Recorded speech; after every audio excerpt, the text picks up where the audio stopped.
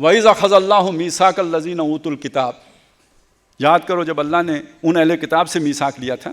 کیا میثاق تھا؟ لَتُبَيِّنُنَّهُ لِلنَّاسِ، یہ جو کتاب تمہیں دی ہے اسے لوگوں کو واضح کر کے دکھاؤ گے. وَلَا تَكْتُمُونَهُ، حالات کے جبر کی وجہ سے اسے چھپاؤ گے نہیں. وَاشْتَرَوْا بِهِ ثَمَنًا قَلِيلًا، انہوں نے اللہ کا یہ عہد جو ہے بلکہ اس فَنَبَذُوهُ وَرَاءَ ظُهُورِهِمْ، انہوں نے اس عہد کو پیٹھوں کے پیچھے پھینک دیا. وَاشْتَرَوْا بِهِ ثَمَنًا قَلِيلًا، اس کے بدلے میں دنیا کا حقیر فائدہ اٹھا لیا، کاروبار بچا لیا، نوکری بچا لی، کیریئر بچا لیا، اولاد کے مستقبل کو محفوظ کر لیا، یہ حقیر فائدہ اٹھا لیا. فَبِئْسَ مَا يَشْتَرُونَ، بڑی بری خرید ہے جو انہوں نے کی ہے. یہ امتحان ہونا ہے میرا بھی، آپ کا بھی، ہم سب کا بھی. اس سے آج پیچھے ہٹ جاتے ہیں تو بھی، اور کل حالات زیادہ تکلیف دہ ہوتے ہیں تو پیچھے ہٹ جاتے ہیں تو بھی. بچنا ادھر جا کے نہیں ہے. یہ عہد اب ہمارا ہے، عہد پوری امت کا تھا. امت میں سے اللہ نے ہمیں سمجھایا، چن کے سمجھایا.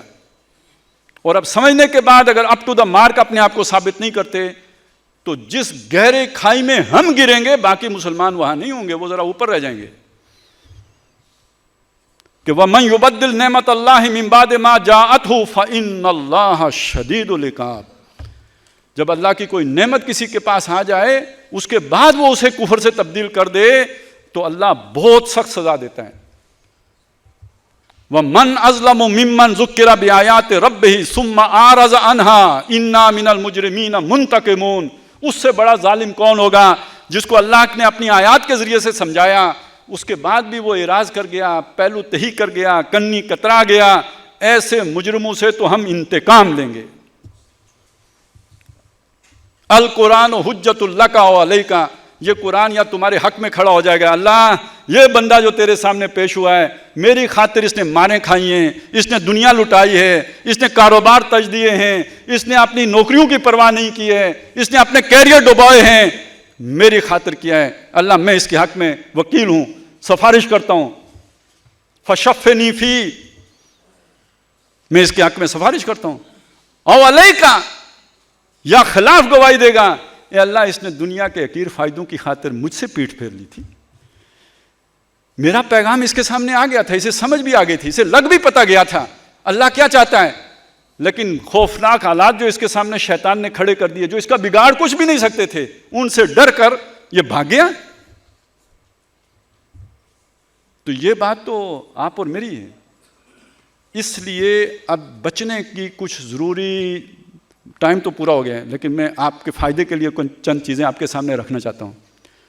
ہم نہیں بچ سکتے، ہم نہیں کھڑے رہ سکتے، ہماری طاقت ہی نہیں ہے کہ کھڑے رہ سکیں جب تک کہ اللہ ہمیں کھڑا نہ رکھے.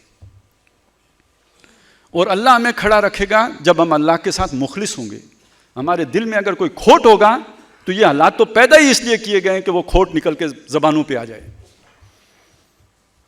وہ نیت میں کھوٹ ہو، ارادے میں کھوٹ ہو، عمل میں کھوٹ ہو، جہاں بھی کہیں کھوٹ ہوگا وہ ان حالات کے نتیجے میں ظاہر ہو. یہی خباثت ہے جو ظاہر ہونی ہے.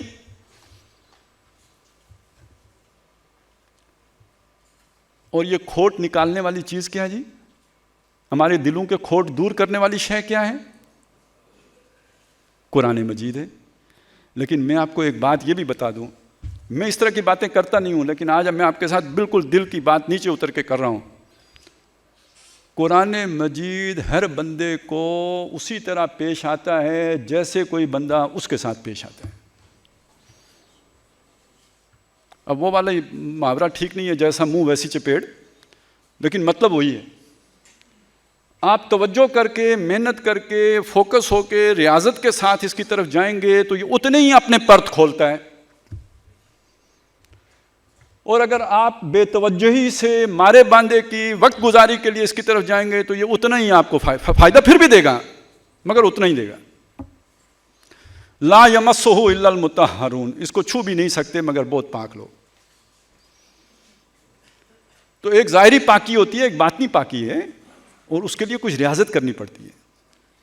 اور وہ ریاضت کیا ہے کہ اس قرآن مجید کو عام کتابوں کی طرح نہ پڑھا جائے. ظاہری آداب اپنی جگہ پہ، اس کے ساتھ ایک وقت لگائیں.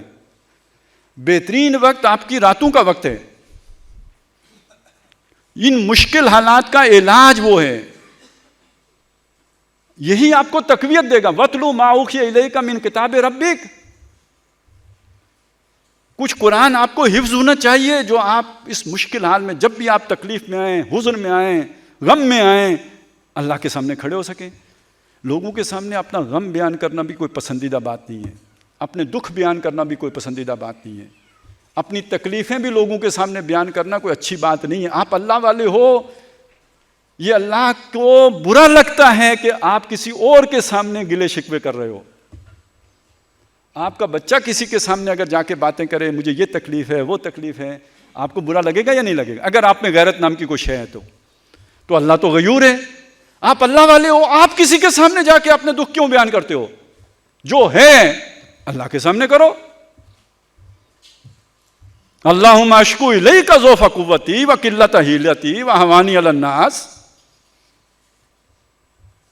یہ ذریعہ ہے نا, یہ تار ہے آپ کے پاس, چلو یہ آپ کے دکھوں کا مداوا ہے. ان تجل القرآن ربیع قلبی و نور صدری و جلاء حزنی و ذہاب ہمی و غمی. یہ قرآن ہے جو آپ کے دل کی بہار ہے, آپ کے سینے کا نور ہے, آپ کے دکھوں اور آپ کے غموں اور آپ کی پریشانیوں کا علاج اور مداوا ہے. آئیں اس کے پاس. یہ ماں سے بڑھ کر آپ کی دستگیری کرے گا, آپ کو آغوش میں لے گا, آپ کو تسلی دے گا, آپ کو اطمینان دے گا. بالکل دے گا, کیوں نہیں دے گا؟ بہت بڑا سہارا ہے. وَاعْتَصِمُوا بِحَبْلِ اللَّهِ, پناہ پکڑو, حفاظت میں آؤ اللہ کی رسی کے. اسی طرح سمجھیں, یہ جو دعا مانگتے ہیں کبھی پتہ نہیں سوچ کے مانگی بھی ہے کہ نہیں. اللہم انی اعوذ بک من الہم والحزن واعوذ بک من العجز والکسل واعوذ بک من الجبن والبخل. یہ کیا ہے؟ غم, اس کی تو میں پہلے بات کر چکا ہوں. انسان کے قوا کو شل کرنے والی چیز عجز ہے نا. آدمی عاجز آ گیا, کسی کے تھلے لگ گیا, عقیدت کی وجہ سے لگ گیا, خوف کی وجہ سے لگ گیا, محبت کی وجہ سے, جس وجہ سے بھی لگ گیا, عاجز ہو گیا, اس کی بات ٹال نہیں سکتا, عاجز ہے. اللہ کی پناہ مانگتے ہیں ایسے عجز سے. جرأت ردانہ چاہیے, عاجزی نہیں چاہیے. کسل مندی, سستی, کاہلی, اس سے بھی پناہ مانگتے ہیں اللہ کی.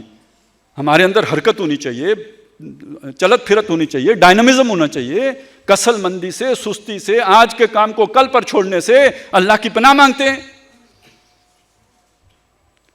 جبن, بخل, بزدلی, بخیلی, اللہ کی راہ میں لگانے میں کیا باک ہو, کیوں ہاتھ رکتا ہو؟ وہاں تو بغیر حساب دینا چاہیے کہ وہ بغیر حساب دیتا ہے. اور کسی اور سے ڈر جانا, یہ بھی وہ فتنہ ہے جس سے اللہ کی پناہ مانگی گئی ہے. تو یہ وہ چیزیں ہیں کہ ہم اپنی انفرادی زندگی میں جتنی یہ نورانیت بڑھتے چلے جائیں گے, اتنا اس قابل بنتے چلے جائیں گے کہ اللہ کی مدد ہمارے شامل حال ہو, ہمارے اندر نیکی آئے, طیبین بنے, تاکہ خباثت اندر باقی نہ رہے کہ کہیں اللہ اٹھا کے باہر نہ پھینک دے.